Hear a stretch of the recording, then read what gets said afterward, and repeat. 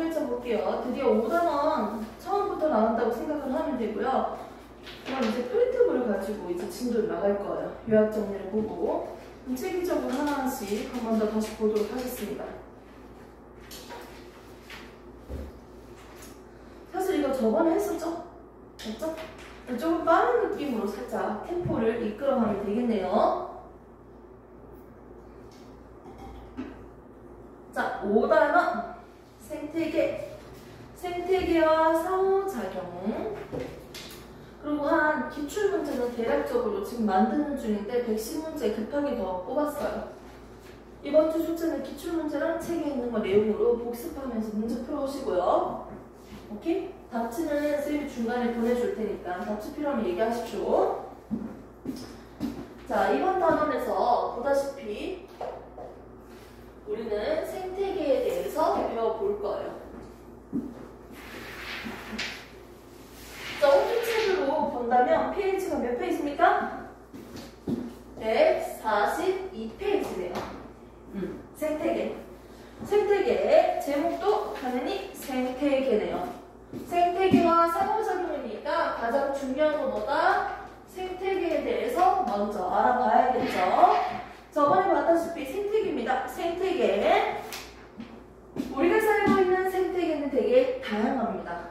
많은 생태계를 직접 볼 수가 있는데 그 생태계를 예를 든다면 뭐가 있을까요? 열대우림, 늪, 사막, 갯벌 뭐 이런 것들이 있겠죠. 이런 것들이 생태계인데 생태계는 과연 뭘까요? 우리가 알고 있는 생물들이 있습니다. 생물들. 맞지? 그리고 생물이 아닌 토양, 흙, 환경이죠. 비생물적 요인을 통틀어서 우리는 뭐라고 한다? 생태계라고 합니다.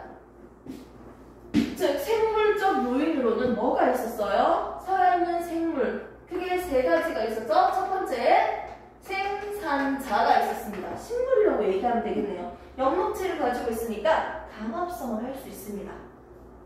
빛을 통해서 강합성하는 과정을 한번 그려볼까요? 식물도 정말 고마운 게 이산화탄소를 먹고 물을 처먹처먹해서 무슨 에너지원? 빛이라는 에너지원으로 뭘 만듭니까? 영양분을 만들었어요. 1대 2대1 됐습니까? 탄수화물. 자, 그럼 부가적으로 산소까지 내보내니까 개이득이에요. 이렇게 강합성을 봤을 때 전체적인 반응식을 개수비까지 안 맞추고 단편적으로만 적었습니다. 즉 식물들은요. 생명체 내에서 탄소와 수소를 가지고 있는 물질을 우리가 유기물이라고 했죠. 탄소만 있고 수소만 있습니다. 이건 우리가 뭐라고 합니까? 무기물이라고 합니다. 무기물을 뭐로 만든다? 유기물로 합성하는 역할. 이게 뭐다? 생산자입니다. 빛이라는 에너지원을 통해서 영양분을 합성하는 친구가 바로 생산자예요. 자, 두 번째 나오는 친구가 있었죠. 생명체에서 두 번째 누구였습니까? 얘들을 먹고 먹히는 관계죠. 소비자들이 있었습니다. 소비자들을 보면요. 1차 소비자, 2차 소비자, 3차 소비자 이런 식으로 얘기했는데요. 자, 밑에 있는 식물 생산자가 있으면 이 풀떼기를 뜯어먹는 친구가 있겠죠. 이게 1차 소비자였어요. 1차 소비자를 잡아먹는 친구가 있겠죠. 이마가 2차 소비자. 2차 소비자를 잡아먹는 친구가 있겠죠. 내가 3차 소비자. 이렇게 얘기했습니다. 즉 1차 소비자를 보면요. 생산자를 뜯어먹으니까 즉 뭐라고 얘기할 수 있다? 초식동물이라고 얘기해도 되겠네요. 맞지? 그러면 2차, 3차 2차 소비자는 이런 초식동물을 잡아먹을 수도 있겠고요. 그리고 1차, 2차, 3차는 사실상 무조건 정해져 있는 게 아니에요. 2차 소비자가 생산자를 먹으면 얘가 1차 소비자로 될 수 있는 거예요.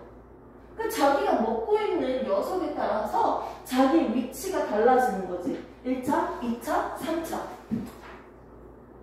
이해됐어요? 방금 내가 뭐라고 했어요? 그렇죠. 맞습니다. 오빠 지금 뭐 먹어요?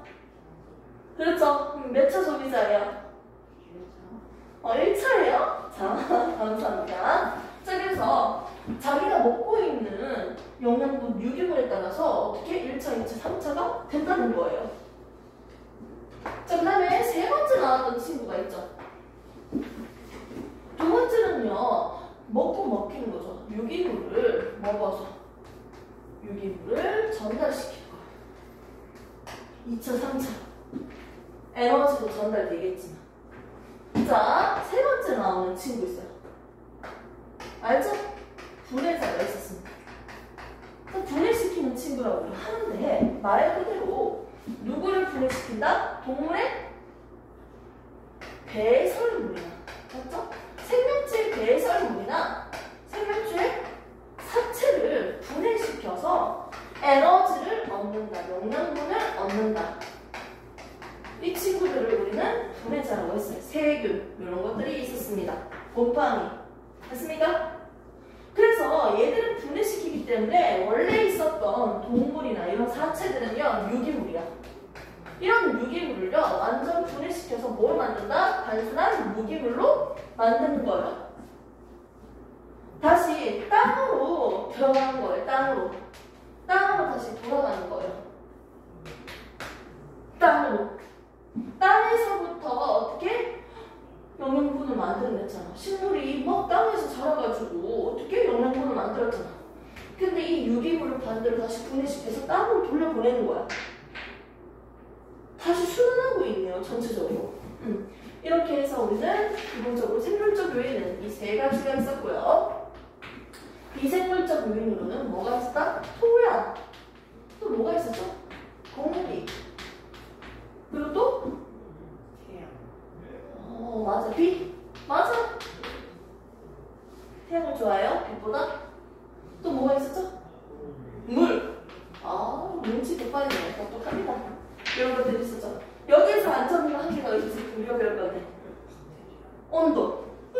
자, 이렇게 해서 비생물적인 요인과 생물적인 요인을 통틀어서 생태계라고 하고요. 얘들은 서로 주고받는 무슨 작용을 한다?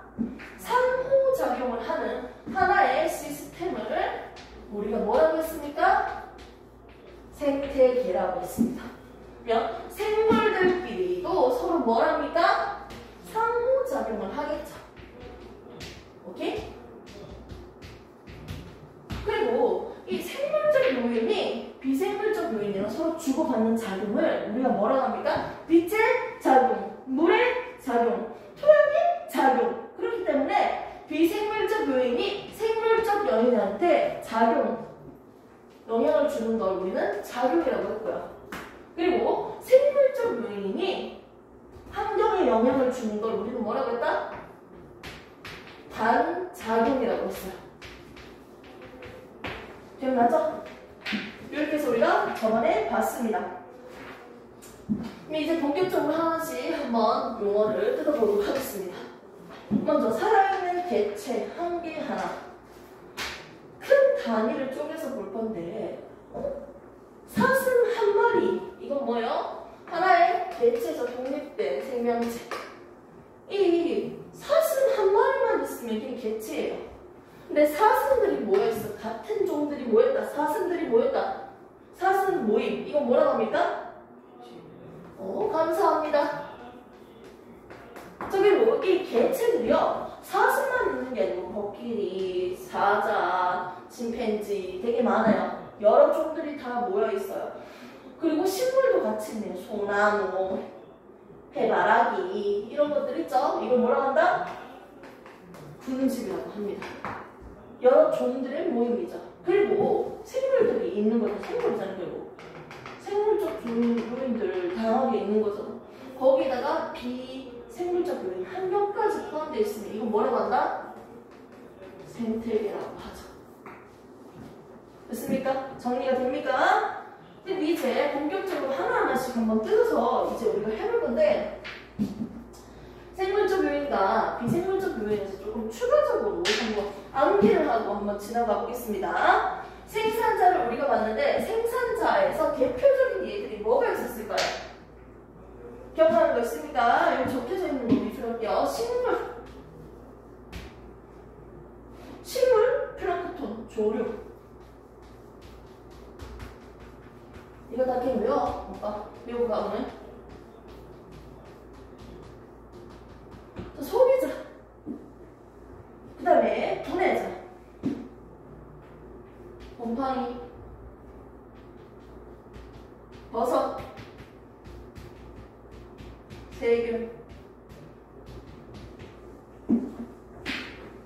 여기까지 다 외우고 가세요.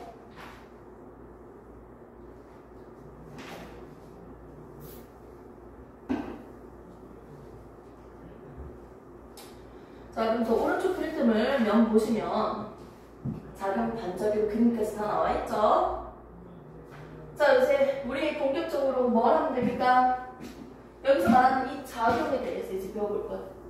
자, 비생물적 요인은 토양, 공기, 빛, 물, 그리고 뭐? 온도. 이 5가지의 요인들이 우리 생물한테 어떻게 작용을 하는지.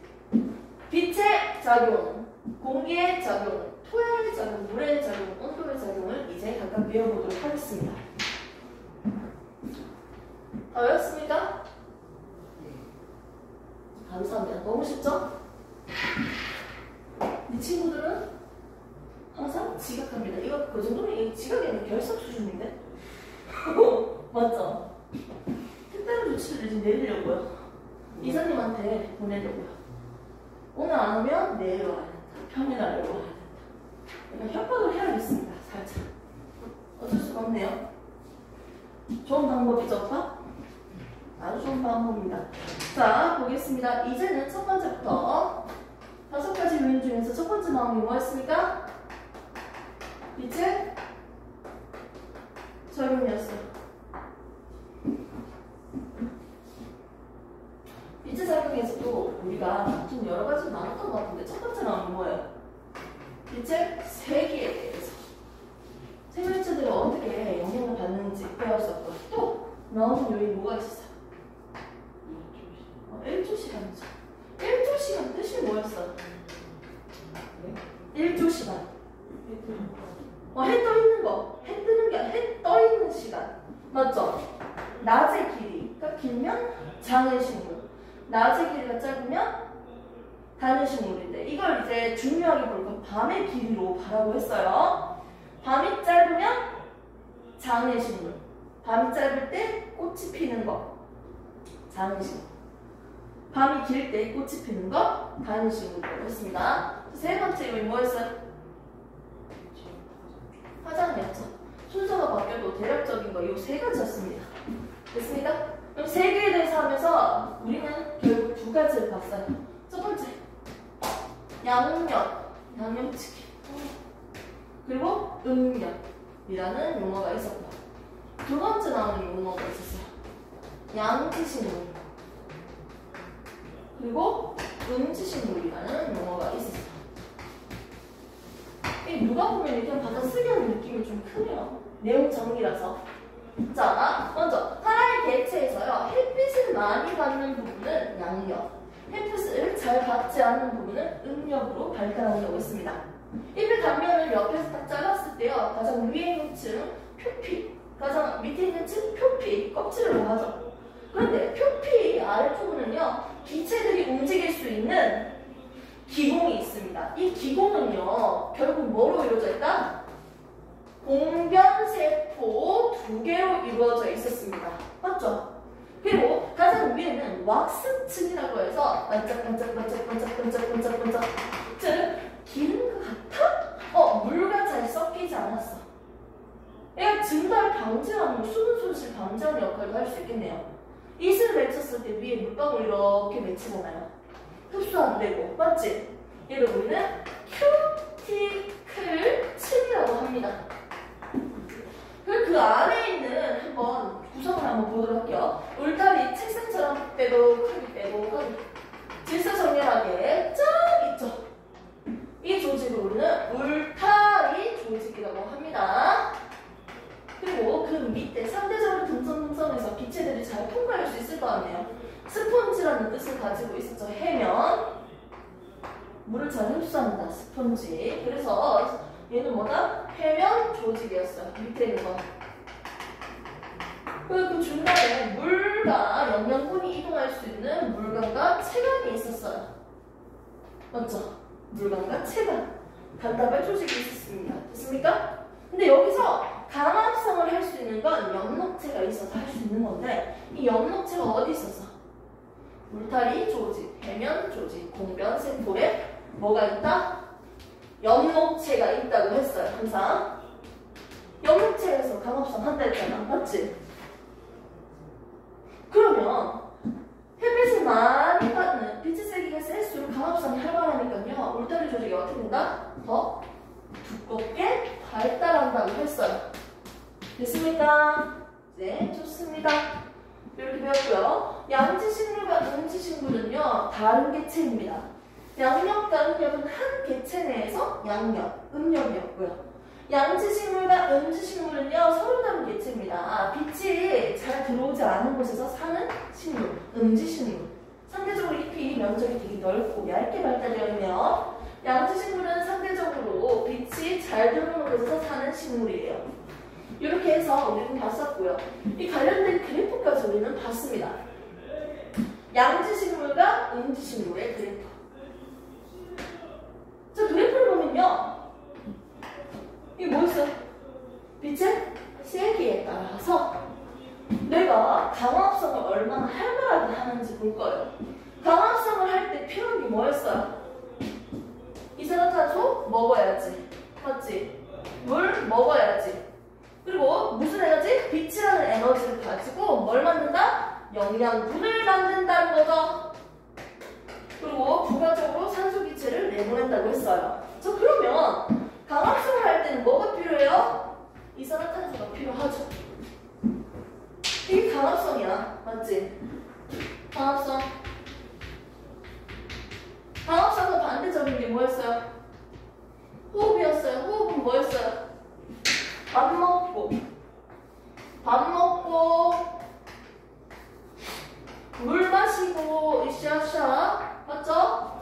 물은 생략할게요. 그리고 산소 먹고 호흡하면요 뭐가 만들어진다? 에너지는 물론 만들어지지만 뭐가 배설물이 생긴다? 이산화탄소나 수증기, 물 이런 것들이 배설물이 생긴다고 했어요.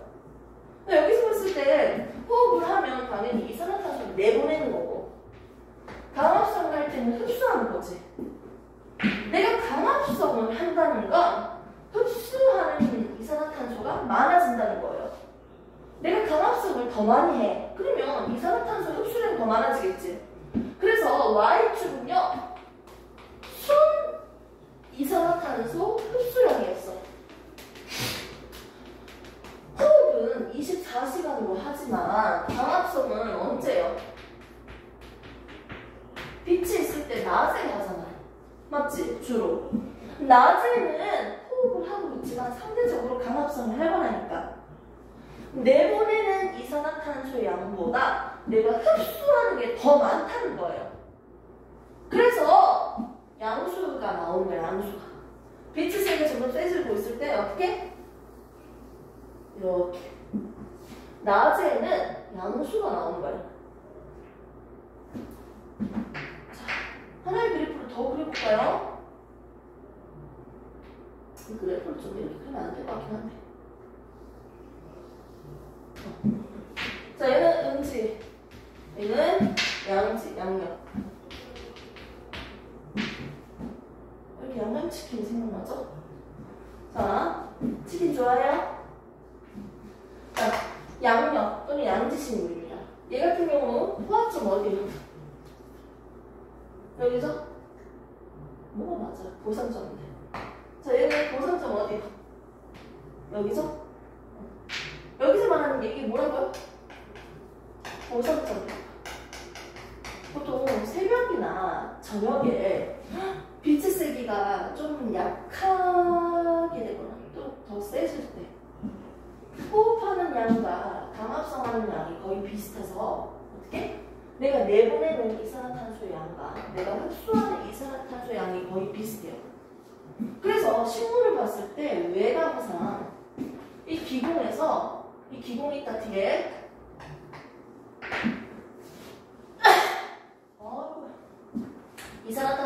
흡수하는 양과 이산화탄소를 내보내는 양이 거의 비슷하니까 외관상으로 봤을 때 이산화탄소의 출입이 없어 보이는 시점이 있어. 그 시점을 우리는 오상점이라고 합니다. 그리고 빛이 점점 강해지고 많아지더라도 더 이상 증가하지 않아요. 같은 시간에 강합성 하는 양이 더 이상 많아지지 않아요. 왜? 연목체의 개수가 한정적이니까요. 아무리 빛을 더 많이 주더라도 더 이상 같은 시간에 강합성하는 양이 증가하지 않고 일정해요. 그러니까 당연히 내가 흡수하는 이산화탄소의 양도 일정할 수밖에 없지. 이 지점을 우리는 강화점이라고 해요. 그런데 음지는 더 빨리 져. 맞죠? 흡수하는 양이 얘보다 적을 수밖에 없지. 연목체의 양이 적잖아. 음지는. 그럼 당연히 더 낮은 빛의 세기에서 이미 최대로 포화된 거지. 포화점. 이렇게 해서 그래프 해석까지 다 해봤었어요. 기억납니까? 여기서 그냥 끝나면 아니죠. 우리는 여기서 뭐까지 해야 돼? 대표적인 식물까지 외우고 가셔야죠. 한번 식물까지 한번 외워볼까요? 프레터블에 좀 정리되어 있죠? 식물을 이런 보겠습니다. 양지식물과 음지식물인데요. 먼저 양지식물 먼저 볼까요? 양지식물 뭐가 있습니까? 빛을 많이 받죠? 소나무 그리고 또 뭐? 해바라기 지금 다 외웠죠? 바로 자, 음지식물 보겠습니다. 고사리, 머위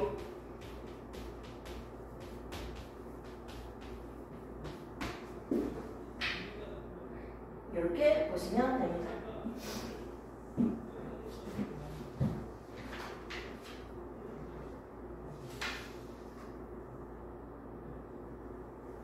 식물들이 자라기 위해서는 강합성을 꼭 할 수 있어야 되네. 빛이 있어야 되고 맞지? 그리고 식물이 실제로 자라려면 호흡하는 것보다는 강합성하는 양이 그래도 많아야 돼. 강합성할 때 영양분 만든다고 했잖아. 맞지? 영양분이 만들어진다고 했으니까 호흡량보다는 훨씬 많아야겠네. 강합성량이.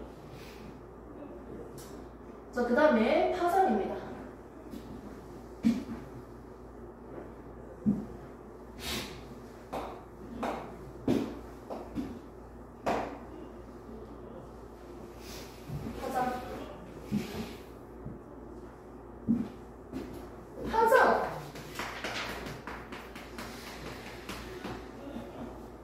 도플러 내가 설명했어요? 네. 도플러 효과. 난 설명 안 했죠? 이 고일 내용이라서 굳이 내가 설명 안 하려고 했는데 파장이라는 게 우선 뭐야? 에너지가 이동하는 거 물결파로 보통 이렇게 많이 그리잖아. 종파랑 힘파 중에서. 맞지? 그런데 이렇게 에너지의 흐름을 그림으로 그린 것을 우리는 파동이라고 해요. 파동으로 우리가 표현을 해봐. 이때 한 번 진동하는데 이때 걸리는 거리를 우리가 뭐라고 합니까? 파장이라고 해요. 아, 한 번 진동하는데 이동 거리를 어떻게? 파장이라고 한다. 그러면 한 번 진동하는데 걸리는 시간은 뭐라고 할까? 한 번 진동하는데 몇 초 걸렸어? 이런 시간은 뭐라고 할까? 주기라고 얘기해요. 시간은 주기. 그리고 또 하나의 개념이 나오죠. 진동수라는 개념이 있었어. 말 그대로 진동하는 횟수잖아. 진동 몇 번 했니? 이거잖아. 근데 기준이 있었어. 진동수는 어떤 뜻이었어? 기준이 뭐야? 1초 동안. 1초에 진동한 횟수였어요. 단위로 우리가 쓰면 60Hz, 50Hz, 헤르츠라고 썼잖아. 그런데 내가 이 진동수를요, 어떻게 적을까? 2Hz라고 적을게요. 두 번 진동한다는 거예요. 1초에 한 번! 이게 한 번 진동한 거야? 여기가 한 번이 아니고 이렇게 갔다 와야지. 또 한 번 더 진동했어요. 여기에서 두 번 진동하는데 몇 초 걸렸다? 1초지. 1초에 두 번 진동한다는 거지. 그러면 이 헤르츠로 적어놓고 해볼까요? 이 헤르츠일 때 진동수가 1초에 두 번 진동할 때 진동수가 2헤르츠일 때 파장이랑 주기 중에서 주기를 볼까요? 주기는 얼마야? 한 번 진동하는데 몇 초야? 안녕히 가십시오. 0.5초? 맞죠? 2분의 1이죠? 애들이 소수를 되게 좋아해요. 맞죠? 그래야지 2분의 1 더하기 2분의 1이니까 1이 되죠. 맞죠? 그러면 진동수가 4회차. 4번 진동하고 하나, 둘, 셋, 넷 이렇게 된다냐? 하나, 둘, 셋, 넷 4번 진동하잖아. 맞지? 4번 진동하잖아. 1초에. 맞지? 그러면 한 번 진동하는데 몇 초에? 그렇지. 4분의 1초가 돼야지. 4분의 1 더하기 4분의 1 더하기 4분의 1 더하기 4분의 1을 해야지. 1초 되잖아. 맞지? 그러면 60Hz 무슨 뜻이야? 1초에 몇 번 진동한다? 60번. 미친 거 아니야? 기기가 해야 되네? 네, 기기가 해요. 그럼 60Hz면 한 번 진동하는데 몇 초예요? 60분의 1초예요. 역수라는 거지. 진동수는 결국 뭐예요? 주기분의 1이에요. 근데 주기랑 진동수는 자리 바꿔도 돼. 서로 역수 관계라는 거지. 이해돼요?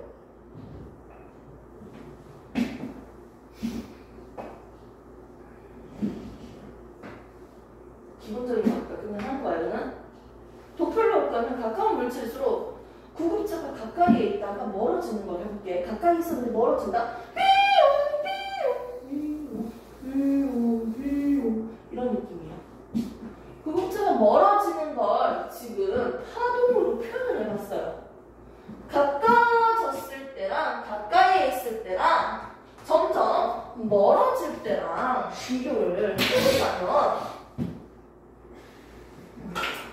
비교를 해본다면요. 먼저 눈으로 봤을 때 진동수.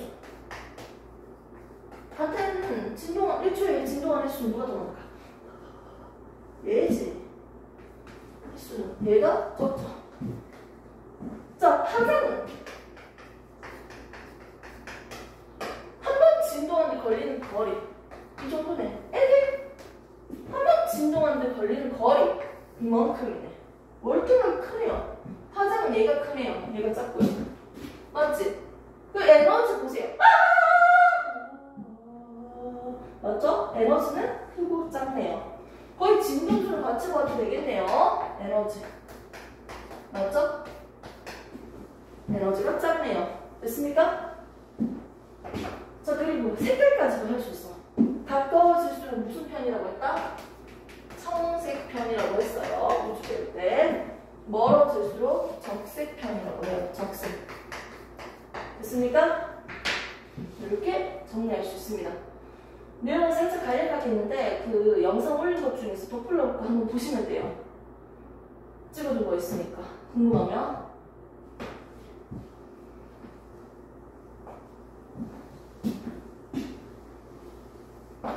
자, 한번 봅시다. 파장, 호수, 바다, 거기에다가 태양빛이 비춰주고 있는데요.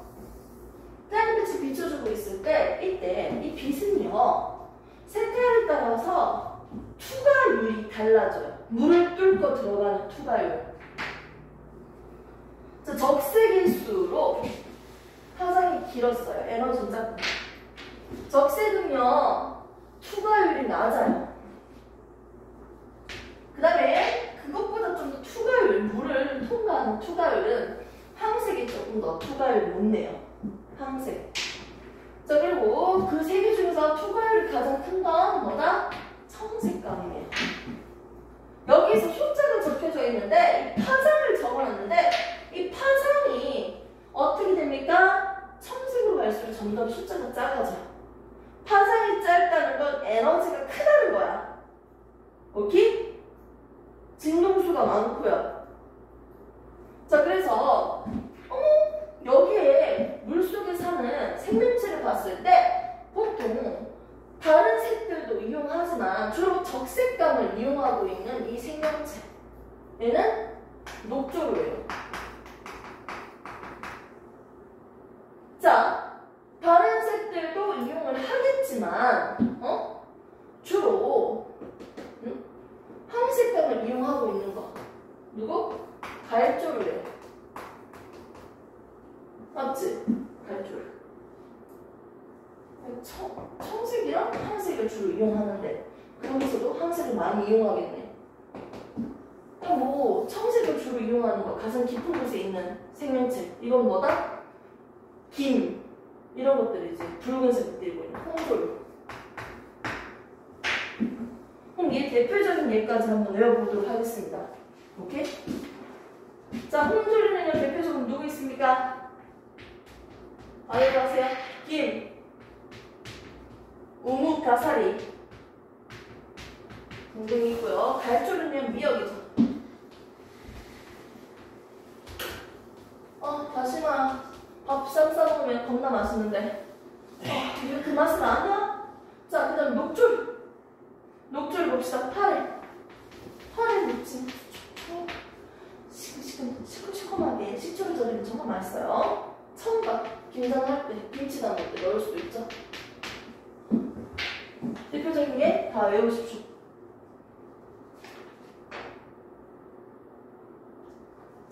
그래서 빨간색은요, 자기랑 보호색인 빛을 주로 이용하네요. 보통 보호색인 빛으로 보통 광합성을 활용하네요. 잠시 한 5분만 쉬었다가 수업 진행하겠습니다.